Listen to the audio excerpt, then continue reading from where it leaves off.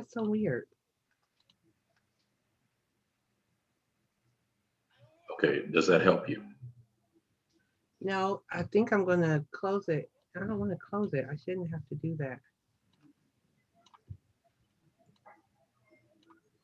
So like I don't even have the option to like I don't even have the button to turn my camera on. Okay. Okay. One of Just go out and come back in. Yeah, that's what I'm gonna do. Like I don't even have the close button. Just just Wow. just go out and come back in. Right, I don't even have that button, but I'm gonna figure this out. So okay, here we go. I see it. That was so strange. Okay, here we go. So can you see my screen? And now you do this on these calls a few times now. I feel like we're all pretty familiar. Um, so I don't know how much of an introduction we need, but just good evening, everyone. Thank you for your patience. I've been on Zoom managing the 5-year-old Zoom and my own client Zoom since about 9 o'clock this morning. And there is a parent meeting happening right now. So there's a lot going on in my background. So I appreciate everyone's patience, but also appreciate the opportunity to come on and appreciate being asked to kind of share my story and talk about my story and my journey into entrepreneurship. So this is a bit of an experiment, and I'm hoping that we can have a good time with it. Um, and that we have a little bit of fun with this. Usually presentations are a bit formal for me, so I'm hoping that this one could be a bit more light, a lot more, just a little bit more fun. So I'm also kind of playing around with this. So kind of what I'm working with right now is the title of Buying My Freedom, or maybe something like A Journey to Free, but just really kind of thinking about what am I doing with my life right now. And so, with that in mind, buying my freedom and the journey to free, James Baldwin comes to mind. And so, giving honor to our ancestors and elders first at any opportunity. He came to mind as I was kind of toying around with the idea for this presentation in his book, The Price of the Ticket. So, wanted to just, I felt compelled to insert that in. But I've been here before and presented before. So this is a snapshot of my professional background. I don't really like to talk a lot about myself, so I'm not going to read all of this, but just to really highlight overview of what I do. My business is Research Pro, and I find donors for nonprofit organizations. My specialty is $1 million programs and up. I've been in this game for about 20 years. My current clientele is listed there. I am Boundless, which is a statewide agency, Columbus Academy, which is Central Ohio's premier and most exclusive prep school. Communities and Schools, which is a national organization that has affiliates across the country. Ohio Health is a client, and hoping that they come on and do a little bit something else, working on a long-term partnership with them, and also an organization called Heal Her. So I'm really proud of the work that I've been able to do in the last year and a half. But my background is in professional fundraising, service leadership, professional leadership, industry leadership, all of that is there. So that's like my official introduction. This is really more about me. My name is Regina Alhassan. I noticed that Dr. Jones put a hyphen in my name. There's no hyphen, sir. um, and so just a little bit more about me. I'm owner and founder of Research Pro, and I'm the nation's leading prospect development partner. And for a long time, I spun my wheels on what should my title be? But my industry is so white. Philanthropy is such a white game, or such a white industry, I'll say. So I realized one day that my title is owner and founder within this international white industry. and ownership has always been something that people have tried to keep away from us. We've been so at one point I read this statistic that over 50% of the lynchings that happened prior to Ida B. Wells's anti-lynching campaign, more than 50% of the lynching victims were entrepreneurs. And so then also if we look at, some of the other atrocities throughout our history here, the Tulsa massacre, Rosewood, etc., oftentimes the violence was directed at entrepreneurs. So I take great pride in the fact that that's my title, and that's what I've settled on. I'm owner and founder, and I love saying that when I talk to white people about my work. Um, so my friends and colleagues call me money because I find major donors for nonprofits that allows those nonprofits to meet their multi-million dollar fundraising goals. The bigger, the better. Again, $1 million programs is my specialty. I'm really good at it. And they also call me Yah. So I'm Yah born. Today is my day, Thursday born. And if anyone is familiar with the Akan or Ghanaian day names, you'll understand that and the association or the connection I feel with Yah and Santawa. I also want to rule my destiny. And so this is a lyric from one of my favorite reggae artists, Buju Banton. And I've recognized again that my industry is super, super white, and I'm not the typical fundraiser in any way, shape, or form. Um, we talked a little bit last week about me hitting a concrete ceiling and realizing that the victims of bias in my industry, so Black women over the age of 40 um, that are not, slim, have faced extreme unconscious bias in the workplace, and most especially within my industry. So I recognize that I don't fit the mold whatsoever. I'm the chubby competitor, and I'm okay with that. That's also a quote, a line from a Biggie Smalls lyric, um, which was a compilation with Don Dada. Oh goodness, it escapes me right now. Not Shabba Ranks. If anyone knows, please. The Don Dada. If anybody knows who that, Super Cat. It's a compilation between Super Cat and Biggie Smalls and Puff Daddy and Mary J. Blige. I am the chubby competitor.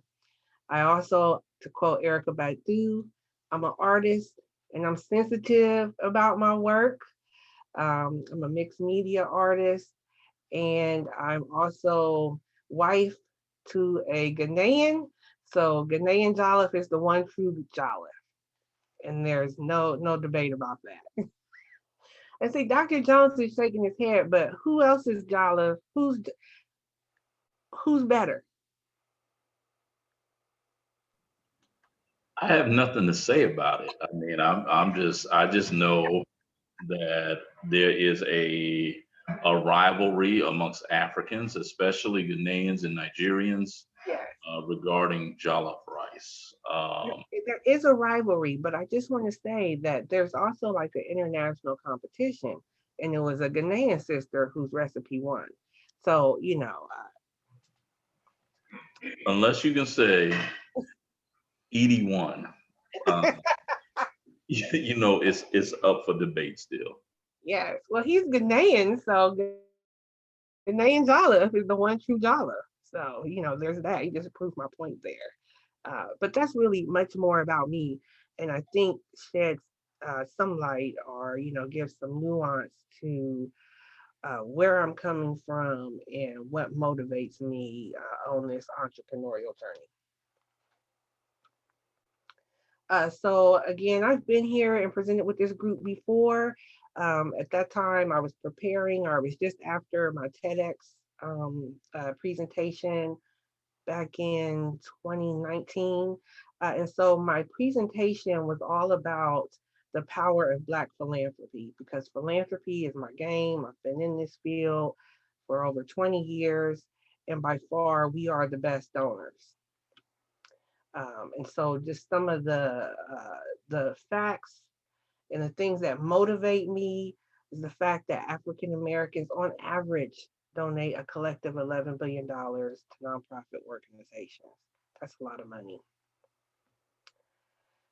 And I've shared these slides before with this group, so I want to kind of flip through them. But any and every time I get a chance to talk about this in front of Black people and remind us of our power, I like to do that. We are absolutely the most charitable group of people in the United States. Absolutely. And I'm going to show you the facts to prove it. so, um, and what I want to show with this slide is the fact that we oftentimes, and feel free, I want this to be interactive. So feel free, if you don't agree or if you have some doubt about whether or not we are, feel free to voice that. But oftentimes we don't recognize our power. We don't understand our power. But here is just a very small sample of the organizations and agencies that have studied our philanthropy. And this is where I'm getting my facts from. So the Kellogg Foundation, Rockefeller Foundation, U.S. Bank Trust, Giving Compass, Indiana University. There's I forget what the PU. It's an acronym for um, their their school, their Institute for Philanthropy, funded by the Lilly family. But it's at Indiana University, the School of Philanthropy, and then as well as the U.S. government, specifically the White House Council of Economic, I can't see my own slides, economic advisors. So again, this is just a small list of the agencies that know our economic power within philanthropy. And I focus on philanthropy, because we're not talking about bills, we're not talking about things we have to buy, car, gas, utilities. We're not talking about any of that. This is money that we have and we give away with tax free. So this is not like money that, oh, but I got to pay this. And no, this is extra bonus money that we have.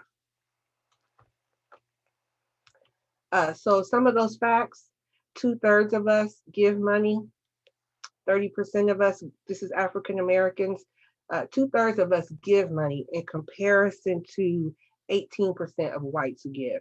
30% of us give because of family tradition, and that number is lower for every other ethnic group. We give the most because of family tradition. And that's important in philanthropy when you talk about generational giving. Uh, African Americans are 2 times as likely than any other group to believe in the impact of their gift.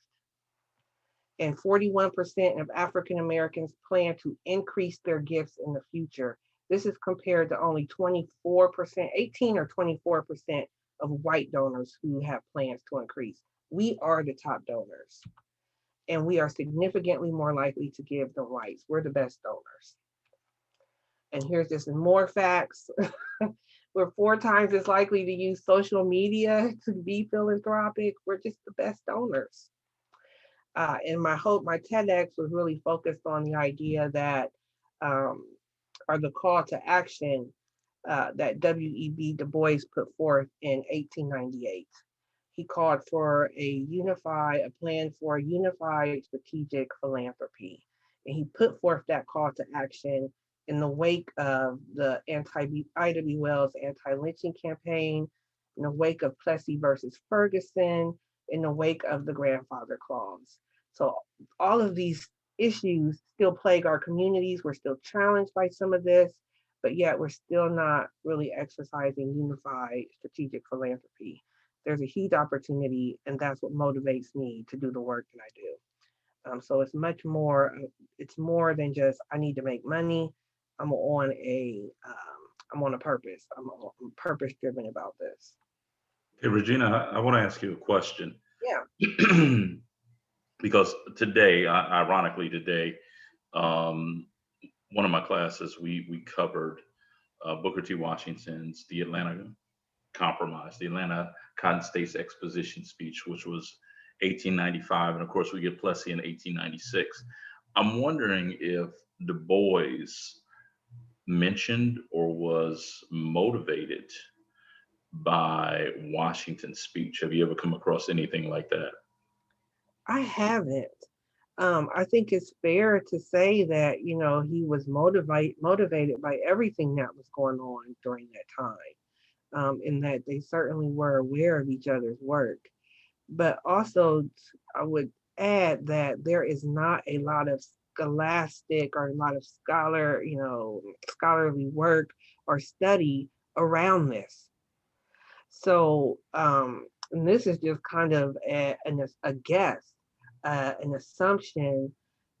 So he wrote the first recognized piece about Black philanthropy. And certainly there was a lot of other writing and discourse happening before 1898. But the study around Black philanthropy at this point in history is very, very limited. And it's a lot of like piecing together and making assumptions of things. I'm, But I'm really intrigued by that because I went to Tuskegee, and as a historian, walking around Tuskegee is awesome. You look at a building and you see the name Rockefeller, Carnegie, Ford, and there's this assumption that the lion's share, if not all, of the money that Booker T. Washington raised was from these white industrial giants, these tycoons. That would be interesting to figure out. yeah. So, and the other piece of that, which I mean, at that point in time, and even now, that may be true depending on the lens that you're using. So, if Rockefeller has access to $5 million and he gives a $5 million gift, that's going to make the news more than, oh, 100 people gave $20 every year their whole entire life to get to that type of gift, cumulative giving. So it's kind of the narrative that we have, um, and understanding that that narrative is a little bit skewed just because of race in this country, race and class in this country. Um, We just received from was it Jeff Bezos's ex-wife that gift of 50 million to the university. So yeah, and it made national news and all that. And so yeah, yeah. but Overshadowing my $25 gift that I give to the university. exactly. But then there's also this concept that's kind of gaining a lot of traction within professional fundraising, the idea of extractive philanthropy. So you have the Bezos, the Rockefellers, the Carnegies, we all have these families in our towns that are the major donors and able to give at that level, but they can give at that level because they've exploited their employees for generations. Think about all the free labor they got. Especially when we talk about these corporations that have been around for hundreds of years. And so, like, even within my hometown, Columbus, Ohio, there are certain families that monopolize the philanthropy game because they're able to make those big gifts. But when you look back and do the history and you're like, oh, they started in the 1900s or the 1910s, and you look at, I think, of my own personal family history, what was my family doing in 1920? What were my relatives doing? And did they have an opportunity to, corner the market in a particular industry? Did they have the opportunity to grow their business uninterrupted and get government contracts and get set asides? No, they didn't. What they got was, lynches. It was just a very different thing. And so, yes, those families can make big gifts. And yes, institutions feel obligated to receive those gifts because they need the money. But that philanthropy, how much exploitation is tied into that philanthropy. And so then the other piece to that, which I get really like hyped up about, is no, they owe us that. Not only do they owe us that, like us, the community, not only do they owe us that, they owe us more. And we should have a problem. And this idea is gaining some traction too within the industry. Organizations should start to stand up and confront that and recognize that now as we apply for grants and all that, we're applying for pennies when look at all that they've gained based on the backs of so many people. And then when it comes to Black people, we need to take that personally, I think. But that's an aside. That's getting off on the tangent. So really answering that call to action and knowing that without a doubt, African Americans are the country's top prospects. We're the best donors right now, best donors for tomorrow, 20 years tomorrow, all of that. We're the best. But although we're the best, when we talk about philanthropy, most often we what comes to mind is the monopoly man, an old white guy. So I just want to pause and see if anyone else, when you think of philanthropy, do you think of yourself, or what is the image that comes to mind?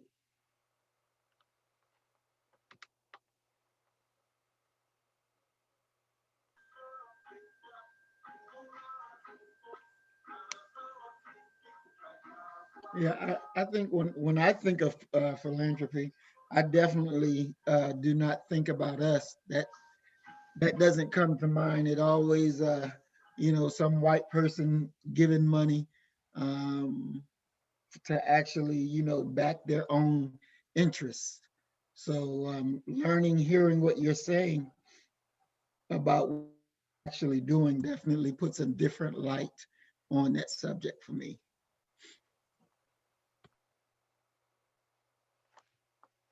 Yeah, and you're not alone. So these I've kind of repurposed some of these slides from other presentations, but just for kicks, because I'm a visual person, I just Googled philanthropist and see what comes up, and this is what comes up. A bunch of old white men that really do look like the Monopoly man. So it's like you can't make this stuff up. But despite that, the data proves it's us. Yes, these people make big gifts. Yes, these people may give out of the kindness of their heart. Who knows? I don't really care. But we also are at that table. We also collectively have this same type of capacity and we exercise it. I think sometimes we're not strategic, we're not unified about it, but we do give. And so, despite that image, I just want to remind us again it's us, it's these people that look like you and I on this call. So, I also want to, yeah, Danielle has her hand raised. I don't know how to, like, can she just unmute herself? Yeah, yeah. Can you hear me? Yep. I love that you're reiterating the point that we are donors and givers because that's not the narrative that we hear. But do you have like a breakdown, or do you know of a breakdown in terms of where we give our money to? Because I know we give to causes, and some people have argued, more like reactionary causes, like for example, with police shootings and Black Lives Matters, things like that. But how much do we give into institution building? And I'm thinking about, for example, Brother Muhammad, what he's trying to accomplish. You know, what percentage of us give, or how much money is going to institution building compared to causes, your yearly causes, you Yeah. know. Yeah. Is there data on that? There is data on that. I do not have it like right in front of me, but just generally, African Americans and donors in general. So our philanthropic interests are not that dissimilar than the rest of the country. So, by and large, more Americans give to faith based organizations. They Hmm. still get the biggest piece of the pie. That piece of the pie is shrinking and continues to shrink over the last several years, but they still get the biggest piece. The next would be, I think, next right after that is education, and so then that's pretty broad. That's a very broad category. That could be higher ed. That could be a charter school, that could be a private school, that could be an after school program or like the Boys and Girls Club, something like that. Education is another big bucket for us.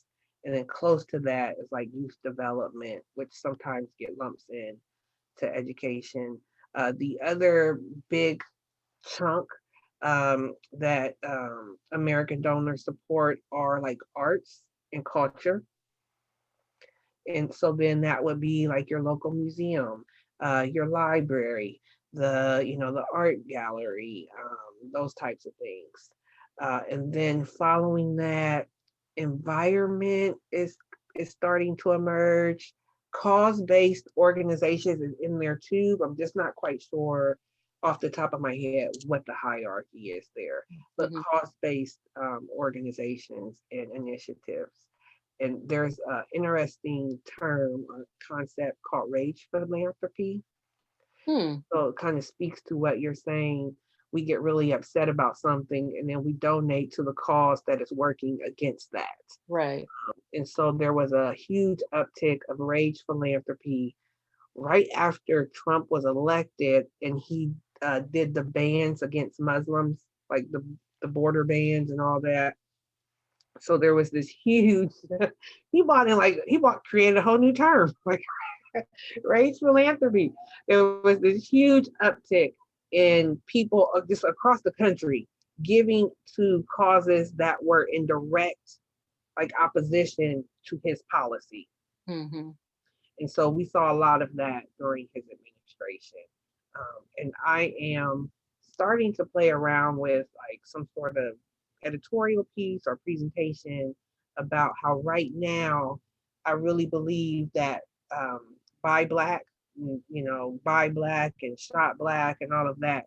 I think that is a new wave of rage philanthropy, but it's not going to fall under philanthropy because it's just buying. It's business. Um, but I think that's a really interesting track to start Right. to follow when it comes to our philanthropic trends for Black people specifically. Right.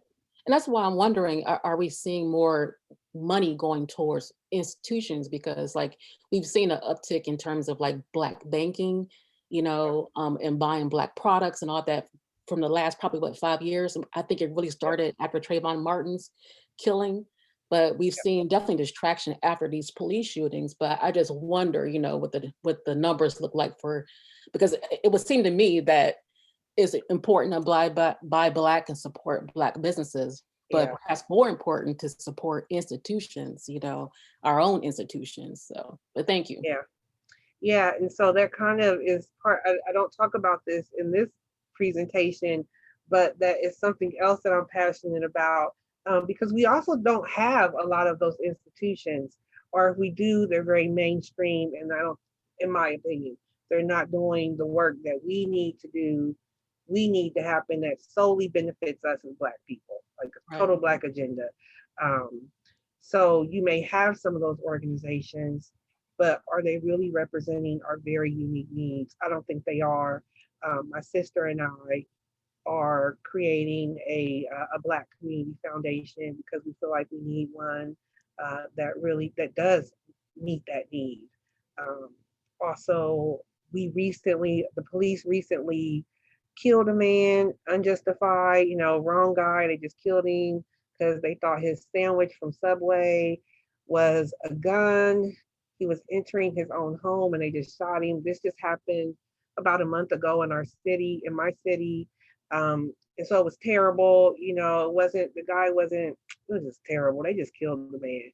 And so the executive director of the Columbus Foundation, which is our go-to community foundation, put out a statement on social media and compared that man's murder to the loss like the soccer team had played, and he compared it to the challenge of a soccer team, and people were enraged, Mhm.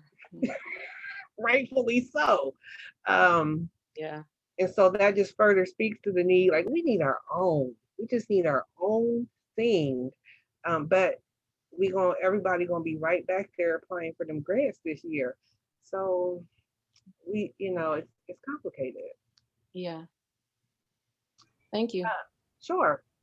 But I would love to hear from others, you or others, about what um, your fundraising team looks like. So, from what I've gathered, many of us in these calls work in higher ed, we work in social services, we work for nonprofits that provide community programs, whether or not that's education, after school, um, et cetera.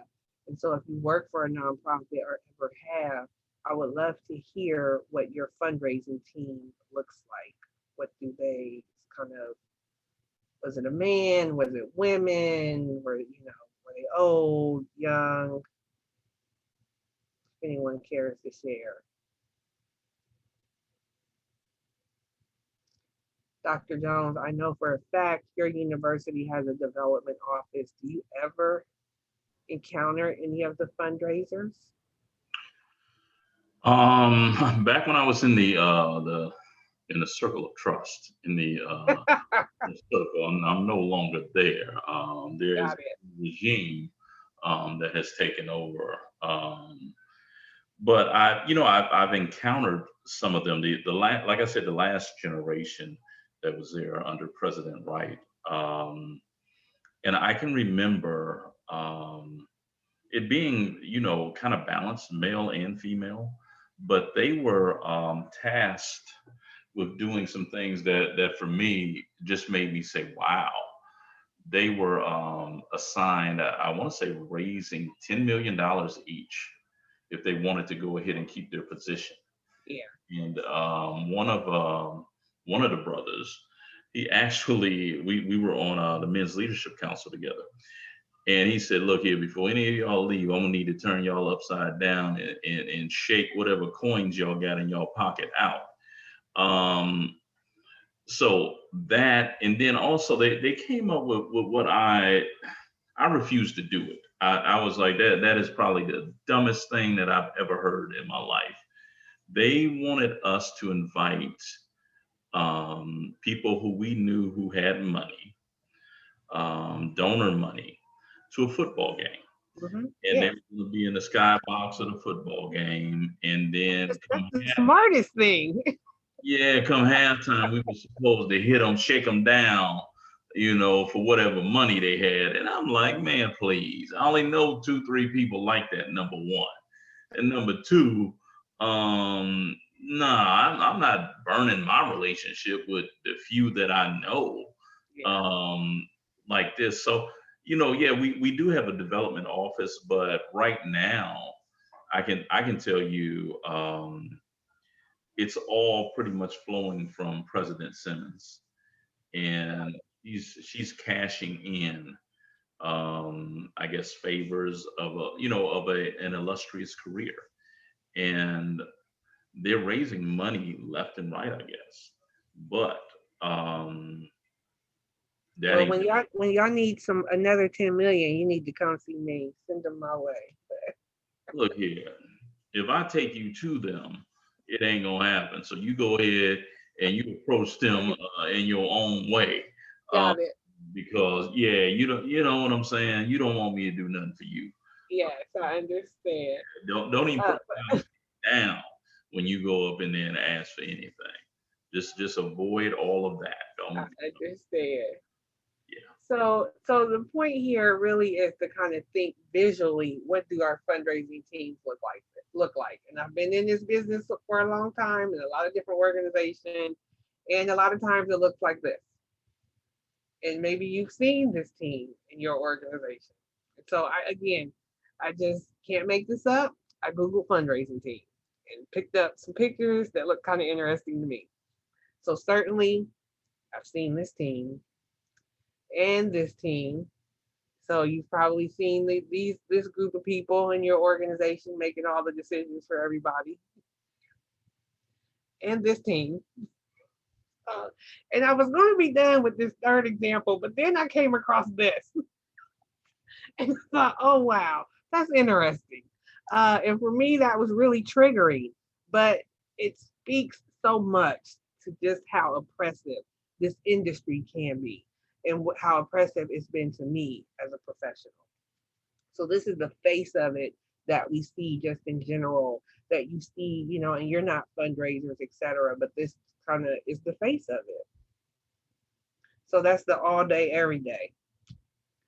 For me, the all day, every day for the last 20 some years, I've been the best partner, consistently, recognized as the best fundraising partner at The Ohio State University, consistently ranked the highest software instructor. Anytime we're developing new software, we got to roll it out to 200 and some people that don't want to learn the new software. They bring me in, and people learn it and they enjoy being taught by me. Anytime we have to pilot a program, Regina, oh, we want to try this thing out. Can you lead it for us? I'm the pilot. I'm the risk taker, and maybe some of you on this discussion, you can relate to some of this. You are the best at your job. You get the recognition. You get they give it to you because partly, yes, it's an opportunity for growth, but mostly because you're the Black person, and if it goes wrong, you can be the easy scapegoat. So I've always been really clear about the opportunities, understanding why I'm getting the opportunities. The representative, anytime they need to look diverse, even though I'm the only one in a team of 20 some.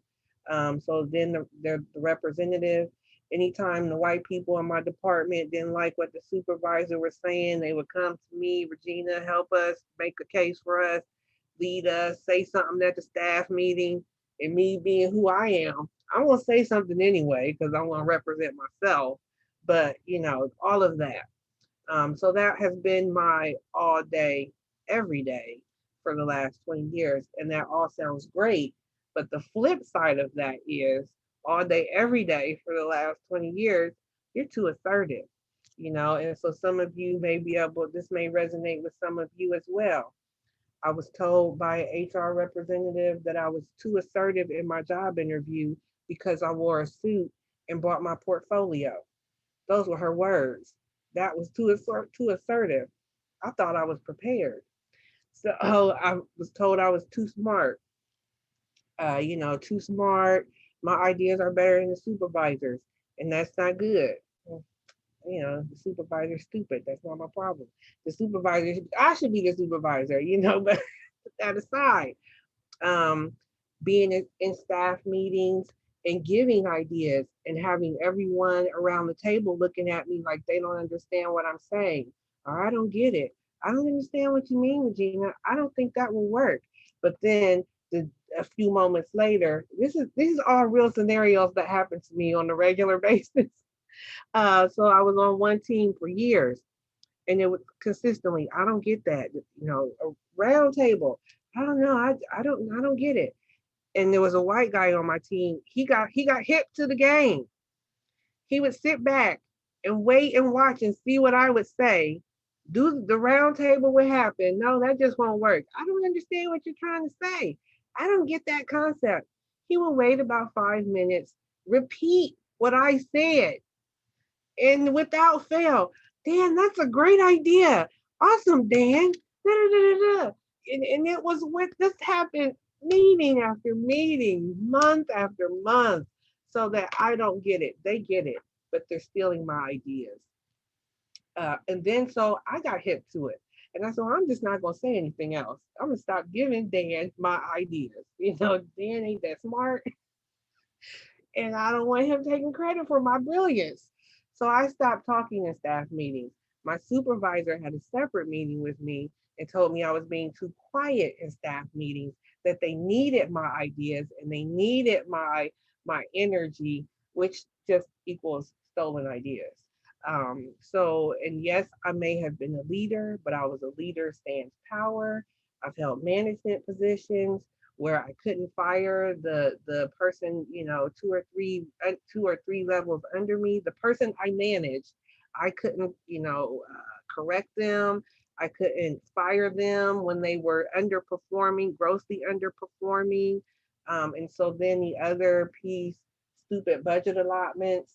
I once worked for a statewide organization. I'll say it. the the Ohio History Connection, which used to be the Ohio Historical Society. I managed their statewide membership program, and we had like over 10,000 members at that time. And my department budget, everybody else had hundreds of thousands. I came in and had a $10,000 annual budget that was approved by the board. That's stupid. It's just like, what am I going to do with $10,000 for 10,000 members? And it's just stupid. I mean, so I don't have to go into the details because I'm certain that others here have experienced this type of fake leadership and fake opportunities and just frustration on the job. Something else that I experienced all day, every day, asking for compensation, asking to be rewarded, asking to be promoted based on the work that I was actually doing, based on the additional projects, all of that. And each time the response was that it was unfair, quote unquote, unfair to do it for me and not for everyone.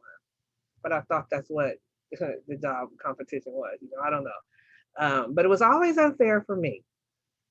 And then finally, what I started to hear, well, I heard it all the time, but what was the final straw for me was not the right fit.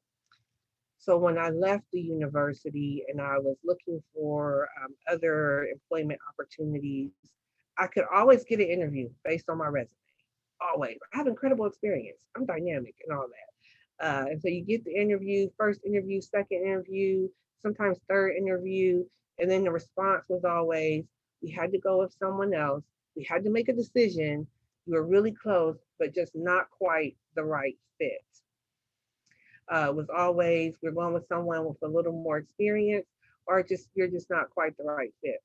And then I had an opportunity to participate in a local class, fundraise essentials or fundamentals of fundraising, which is a course that's offered locally once a year. And I went through that course and met people that were new in the industry. And we went around the room and did introductions. And I heard they say their name in the organization. And almost every organization that was represented, I had just interviewed with. And so it's like, oh, that's who got the job. And without fail, each person that introduced me, like, about a foreign organization, I recognized that each of them said, this is my first fundraising job out of college. This is my first professional job out of college. So I recognized, like, it wasn't that I didn't have enough experience. They didn't give it to someone with more experience. They gave it to someone with more experience being white. That was the only more experience that they had. So that was kind of the straw that broke the camel's back a couple years ago. And I said, forget these people. I can't do it anymore. And then there was a brand new day. So I got married. This is a picture of me and my husband and my sister and Imam and Baba Kofor, a family friend. This is us the day of our Islamic wedding. We're at the masjid here. And this was our second wedding, actually. We had an official, wedding for the government. But this was our wedding. This was our marriage in the eyes of Allah. So it's real. But this really ushered in a brand new day for me. What you can't quite tell in this picture, I'm holding my dowry in this picture, but what you can't quite tell is that I'm also holding the baby. I'm pregnant in this picture. And so this really did usher in a brand new day. So this happened in December of 2014. A few months earlier, my oldest daughter had just graduated college or graduated high school. So a brand new day. So she graduated in like June. I got married in August. And that picture, the picture before this was December. And then the baby came in March. Um, so I share this picture of my oldest daughter because I encountered so much daily microaggression and passive aggressive racism, etc., bias and all of that, as we all often do. But I put up with it at the Ohio State University because I knew that it would guarantee a spot for my daughter. She was guaranteed acceptance into Ohio State. So I suffered. You know, it was like, I hate this job every single day. Hated being there. So I could guarantee a spot for her at the Ohio State University. And don't you know, my baby got a full ride to University of Cincinnati. So totally, I was so proud of her, but I had to go internal and like confront the fact that I didn't spend the last how many years at this place. So you would have a spot, and she got her own spot. So that really was kind of a reminder to me about the plans we make and God's plans. And it presented an opportunity for me to reset. I had friends, you know, for the entire time. I was a single mom until my daughter was 17. So the entire time, I it was everyone knew I was a founding card carrying member of the One is Wonderful Club. I ain't having no more kids. I don't want no more kids. One is wonderful. One is wonderful was my mantra. Um, and so all of that flipped. And I had friends that, you know, from the community, people I just knew that gave me such a hard time. You know, like you reset. And one friend in particular hurt my heart that day. He was like, you just hit the reset button all the way, didn't you? And it was a joke, ha ha ha. But I'm like, damn it, I did. Once I processed that, it took me some time, but once I processed that, I was like, I did, and this is permission. This is the universe giving me permission to reset my life, and that's where I'm at, and that's what's fueling my entrepreneurial, my journey into entrepreneurship. So there is a brand new day ahead, and I'll close with just these last two slides. Um, so hashtag the universe is for me and hashtag know thyself. So these are my hashtags. Someone once asked me, they were trying to stump me too, some white guy once asked me, do you have a personal hashtag? I said, as a matter of fact, I do. Hashtag the universe is for me. And the look on his face was just like, oh, sick. Like he wasn't expecting the answer, and so he certainly wasn't expecting one of power. Um, but absolutely, the universe is for me. The universe is not just for me; it's for all of us. I think more specifically, it's for all of us as Black people. It's for all of us as Africans. It's for all of us as the original inhabitants of this planet. It's for all of us as the spiritual beings that we are, the divine beings that we are. So it's imperative that we know who we are, and know and understand that the universe is for us. And so this is kind of where I get like off into my, lofty ideas. But we know that our physical bodies are comprised of water and stardust. We actually absolutely are celestial. We just are. There's no that's just fact. You can That's just fact. We're divine, we're stars. And so when you think about God, I don't know about how you feel about God and source and creator, but for me, I know that God created it all. God created the universe. And I also know that there is nothing in the universe that fails. There's nothing that God creates that fails. And so when you think about that, for me, that's very empowering because I know that about myself. And I've had to do the work over the last year and a half to get to that, to know without a doubt, not just I believe it, but I know it. I know I'm divine. I know I can tap into divine power. I know divine power is waiting to push me further, to I can expand just as big as space because I'm made up of the same I am that. So, and the power of I am, hashtag I am, and naming yourself and knowing yourself. So this really is part of what I think, not part, but this is the key to my success. This is the secret to my success and my growth, my quick and fast growth in the last year or so. It's just absolutely knowing I can't even fail. I can't. I just can't. And knowing not just that I can't fail, but knowing that I was not put here. Did not God did not create me. God did not create my existence in reality to deal with daily microaggression. I was not put here to be the step stool of some white folks. I was not put here to be on a job Monday through Friday, 8 to 5, that I absolutely hated. And we talked about this a little bit last week. I was angry all the time because I couldn't stand my working conditions. I couldn't stand that aggression. I couldn't stand knowing that no matter what I did, I was not going to be promoted anywhere in this industry. It was not going to happen unless I promoted myself. Um, and so just the impact that that had on my family. I'm mad all day at work. When I come home, I'm mad. I'm mad on the way on the drive home because I know I got to get up and do the same thing tomorrow. I'm looking at my husband, mad at him. Why can't you be super wealthy? Why I gotta work?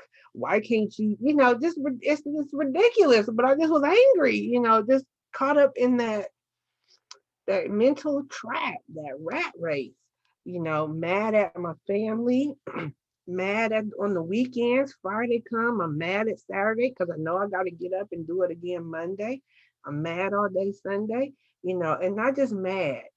I'm saying mad, but that's not the best way. That's not the only way to describe it. The oppression. I'm oppressed.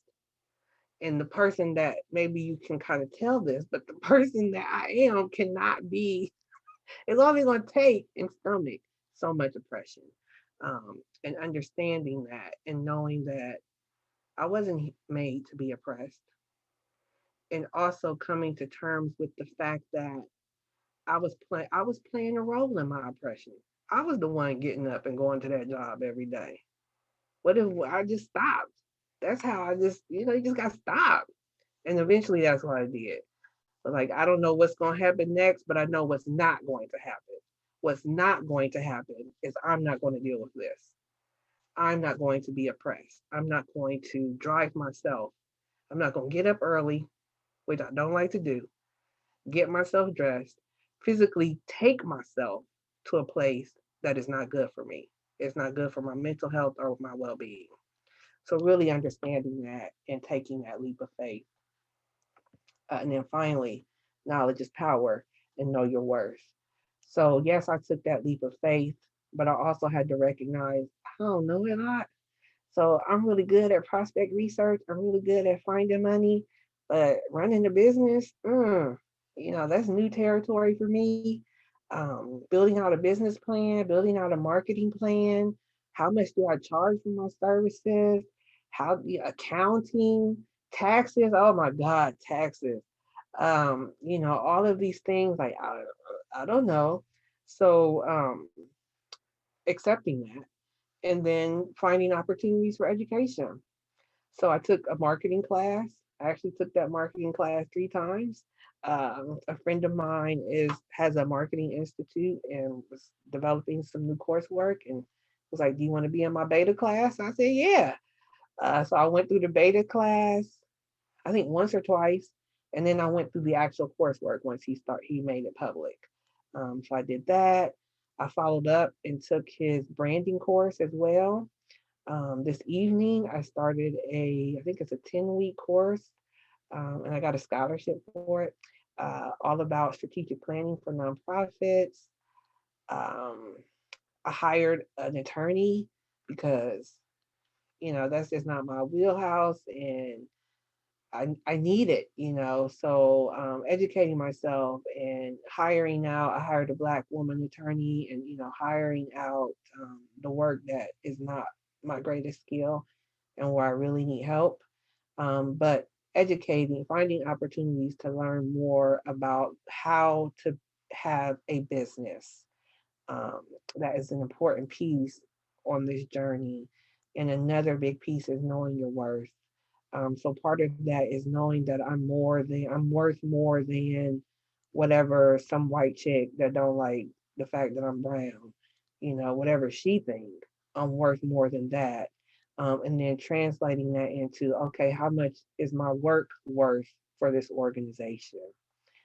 How much is my product worth, my service worth, and standing firm in that.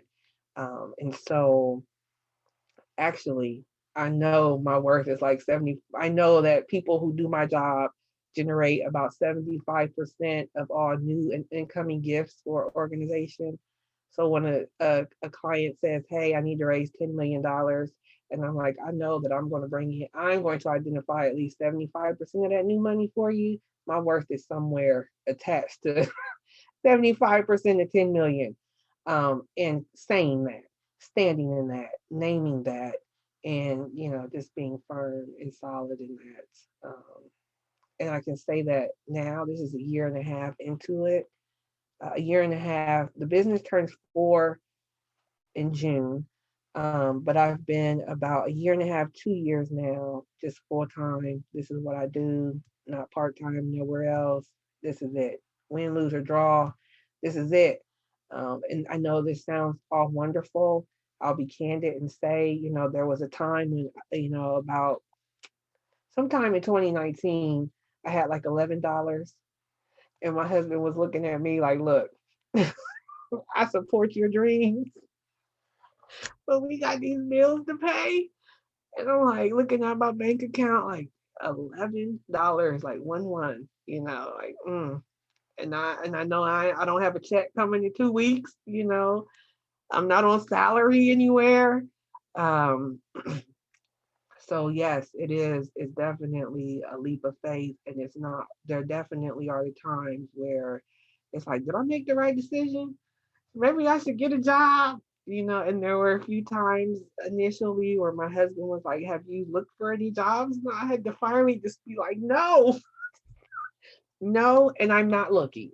That's not what I'm doing right now. What I'm doing right now is this. Um, and there was also a time, I'll be very candid. I don't have a problem with sharing my journey. I was a Lyft driver, when I first left my last full-time job. I had some savings, but I didn't want to burn through my savings. I wanted that to kind of, you know, that was the bills for the next few months, just in case. So I was a Lyft driver and I did Uber for a little bit. Um, and then, eventually I had to stop and that was internal work. I had to do the work, like a come to Jesus moment. Like, am I a Lyft driver or am I research pro? And just had to kind of cut that pacifier too, and just, so it's not always glory. There are definitely those moments where you're unsure, but then again, I know that the universe is for me. I know that I'm happy.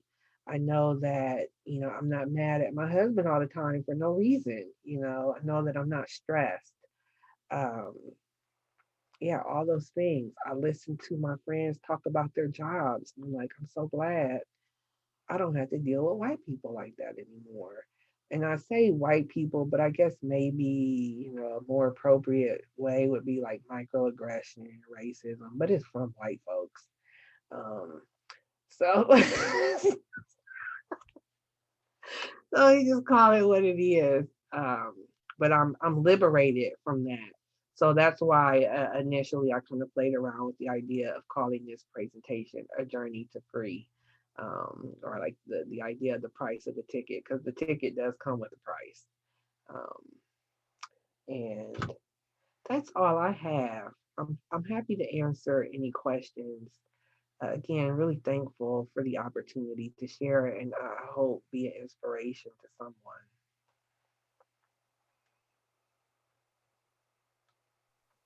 Great job, as I'm sure we all anticipated and expected. Um, when you're, when you're talking about that journey, and we have that old Negro lexicon saying that says, "I wouldn't take nothing for my journey now." Does that represent how you feel about everything? And if is there anything in that journey that you would have changed, that you wish you had done different, like maybe having more faith, getting there sooner, or did you get there according to Dottie Peoples? He's an on-time God. Did you get there when you were supposed to? I think I think anytime you get there is when you were supposed to, just put that out there. But yes, I wish I had done this sooner. I wish I had taken that leap of faith sooner, because I know that the universe would have supported me then too. Um, I wish that absolutely.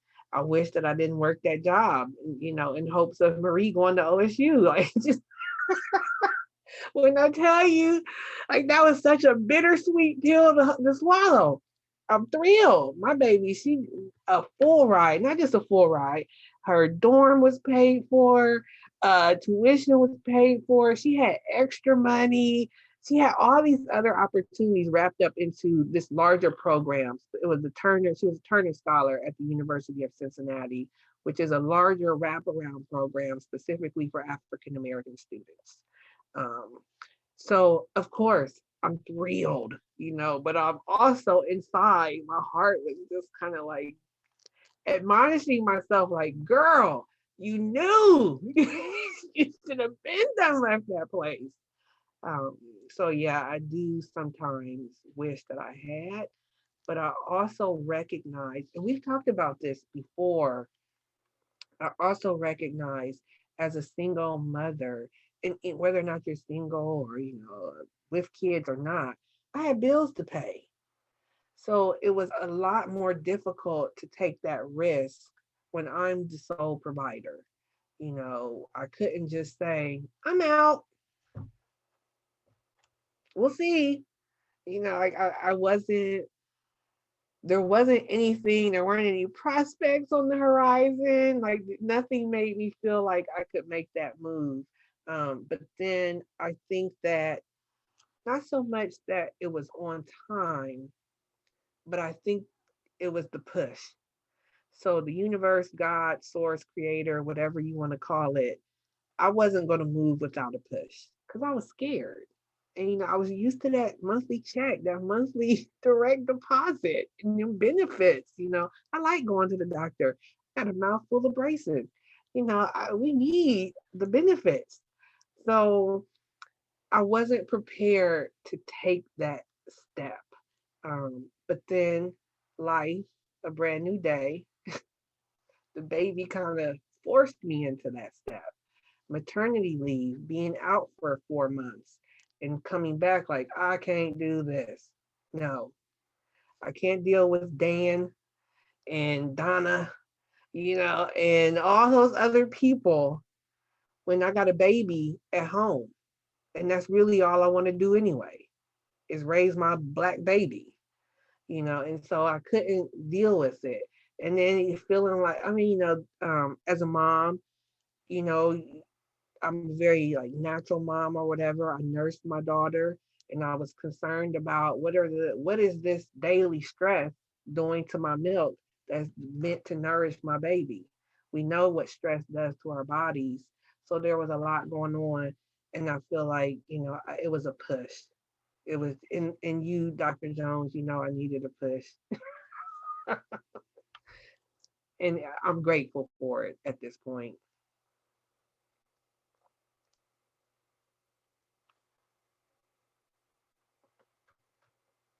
Let me check out the chat. Yeah, Karen. Oh yes. Ooh wee. I could tell you about a Karen. One day I'm going to write a book and I'm going to name names.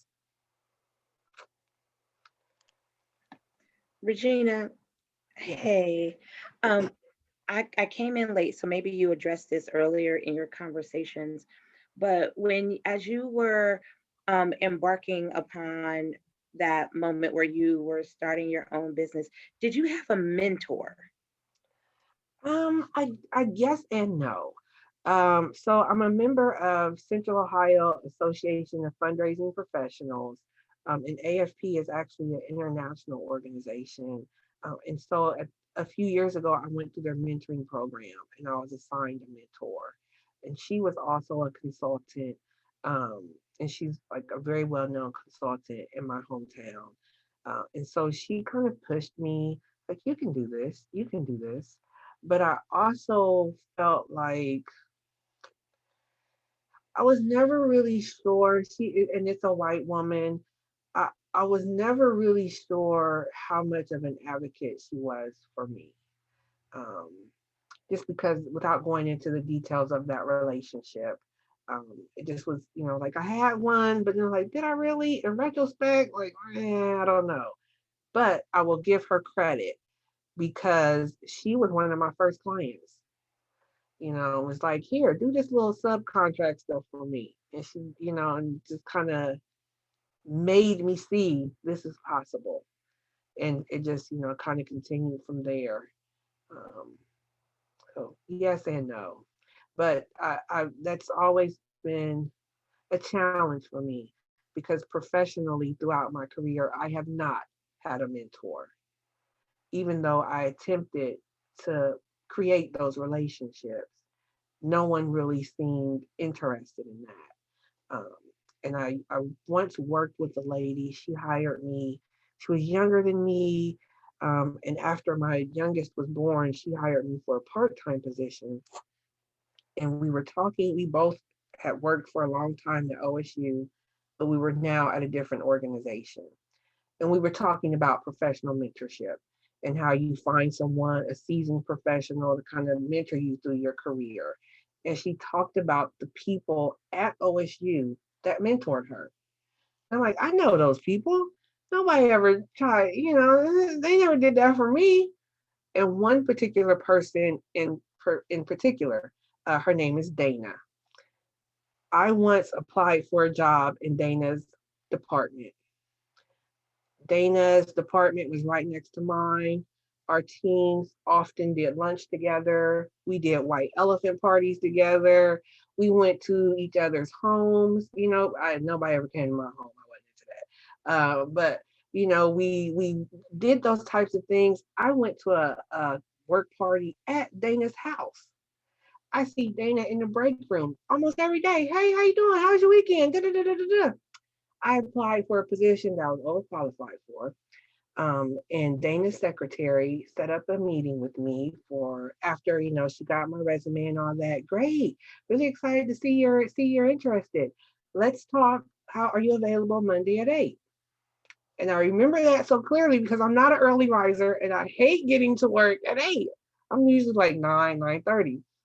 So I was like, all right, fine, I'll go. That means I got the job. I'm about to get this transfer. Woohoo! I went in Dana's office Monday at 8. She acted like she ain't never met me before. And she sat me down. She was like, Regina, you're great and all, but I just want to let you know we're not considering you for this position. And I want to tell you why.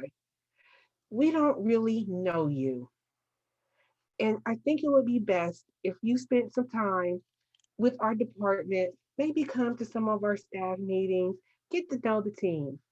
I was pissed. Oh my God, I'm pissed thinking about it. Like, I got up early in the morning for this bullshit for her to tell. I'm like, she could have told me this in the email. She could have told me this in the break room. Like, really.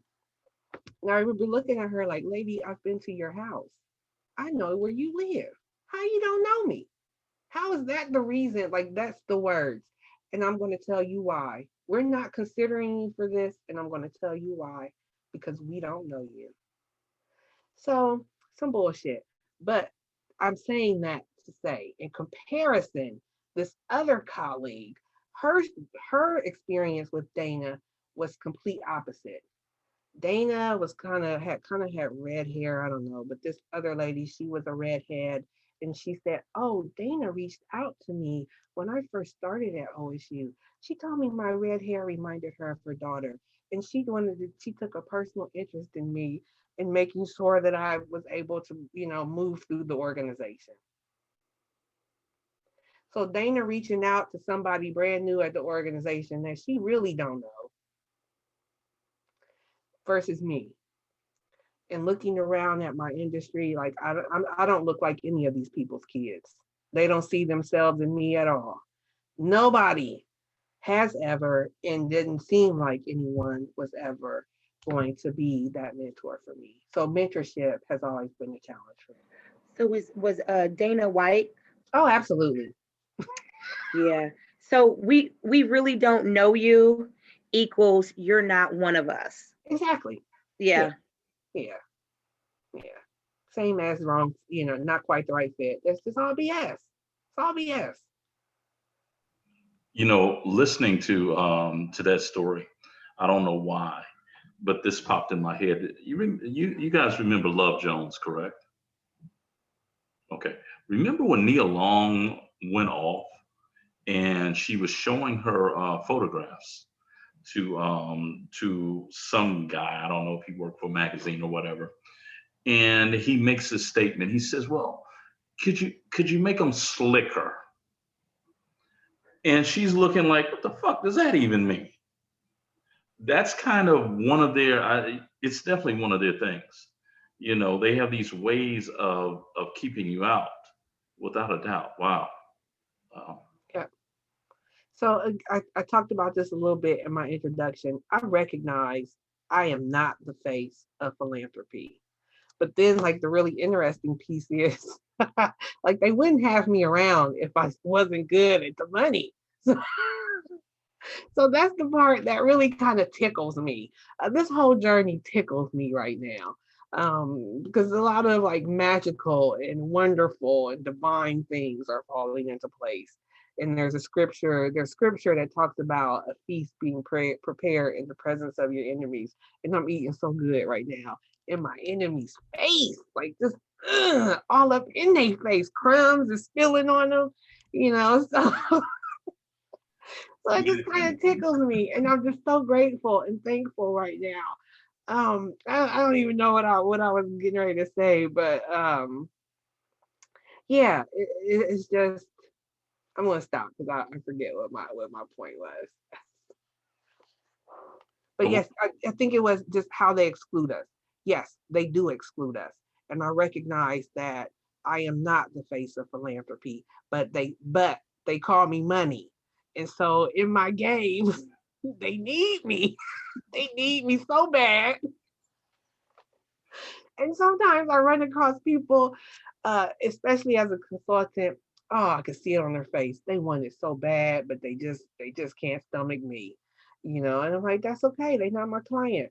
Next, move out the way so I can get the next check, please. Like, please self-identify sooner rather than later, so I can come on and find someone who does want to get some money. well, let me ask you this. What during your presentation, this person popped into my head, and I wondered, Dr. Dre, and Dr. Dre gave that humongous donation to USC, even though the Negro ain't never went to USC. Um, Within your industry, do you come across that where Black folk are willing to donate, but they're not really eager to donate to Black organizations or causes? Absolutely. And someone's question kind of got to this a little bit earlier. So, African Americans, all these statistics around why we're the best donors, right? How we give more, even though we're not giving these big, huge $50 million gifts, we as individuals give more. Um, so, we are giving and we support the same things that the rest of American donors support. We're giving by default, I think. We're not answering that call to action of unified strategic philanthropy. Most of us give through our employee giving program, and more than likely, That funding is supporting white organizations. It's going to the local community foundation, or it's going to your local United Way, which is not representative of you. And so these places are great. It's great. I'm gonna give to United Way. I don't want anybody to say on here to be like, oh, she was down and talking about the United Way. Don't give to United Way. But the United Way has an extremely racist history. Prior to, I think, the 1960s or 70s, Black organizations could not be a part of the United Way employee giving program. They were, by policy, excluded. So when you give through your employee giving program, like through the United Way or something like that, typically you have an option to like designate where you want your gift to go. So you might say like United Negro College Fund or some other organization in your hometown. So there was a long history when it was a United Way policy nationally. Black organizations are not going to be part of this. We exclude them. So in this day and age, if you still want to support an organization that at one time excluded you, you certainly have a right to do that with your money. I choose to do something else with my money. So yes, we do give, but we're not exercising that strategic philanthropy. We're giving by default. We're not giving to, or people give to what they want to give to, and they should feel free to do that. But you're right, it's typical. You're not. In some ways, it's not just the donor's fault because what is the representative Black organization to give to? What is it?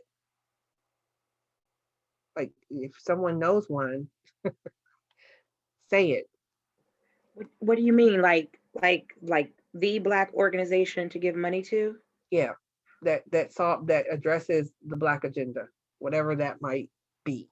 I think probably the most um, obvious organization that Black people give to is probably UNCF. I think it's the most popular one. Any other thoughts, ideas?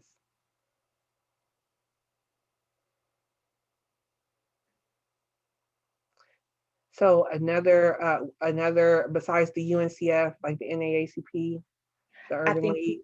the NAACP Legal Defense Fund, Hmm. that like that one I would probably say was second, just in terms of like my own experience Yeah, and organizations that I see connecting, with spaces that I occupy, yeah, saying, hey, give, and people yeah, responding. Yeah. yeah. So I think that part of the challenge is that we don't really have a organization, a go-to organization, one that is comprehensive, one that is relevant. So it's one thing. Yes, the UNCF is a good idea.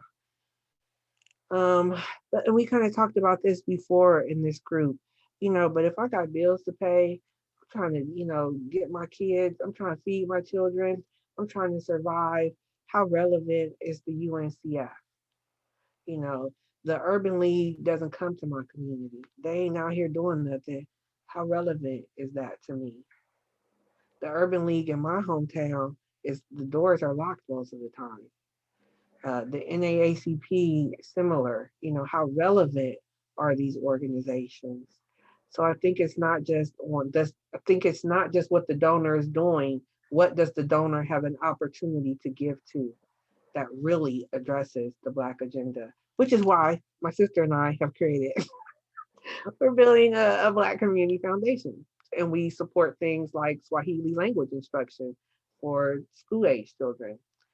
We support a Black owned and operated children's theater program, children's theater company. We support Successful Single Moms, which is managed by a Black woman. So, oh no, we didn't know that. Yeah, I just found out. Yeah, Oh, I know. so I we think can find out what did she support, and whatever the Black thing was that she supported, we can give in her honor. I think a part of that too, and I know it seems like the conversation is sliding into like giving and fundraising and stuff like that because that's what you do. Um, and I think this is probably where people like you are so important, is that there are so many relevant organizations out there, nonprofit organizations out there that are doing great things, in Black communities all over the place. But like I just said, and this is what made me think of it, is that in the spaces that I occupy and function, I see NAACP Legal Defense Fund coming to solicit contributions. I see UNCF coming to solicit contributions. But there's so many of these smaller, like, nonprofit organizations that are doing great work, great ideas, doing great work. They got proof of concept, the whole thing. They are legitimately doing the work, but what they lack is the connection to donors, Yeah.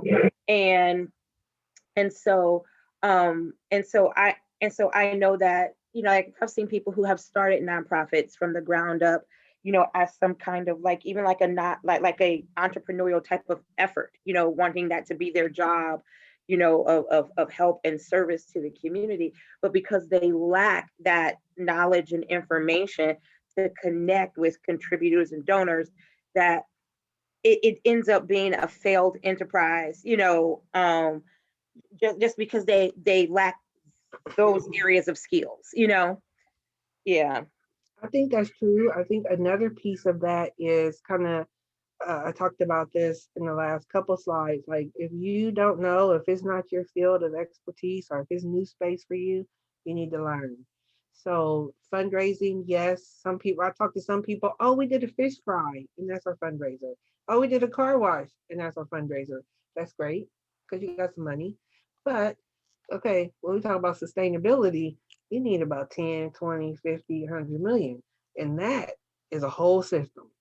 That there is a science to that, and I can show you how that science works. It's not difficult, but you got to do it. And it's also a long game. So, the typical time between when you meet a donor, you first make that connection, and when that large gift comes in, when we're talking about major gifts, it's 18 months. So it's a long game. 18 to 24 months. You can't be in it to like get rich quick, which a lot of organizations are.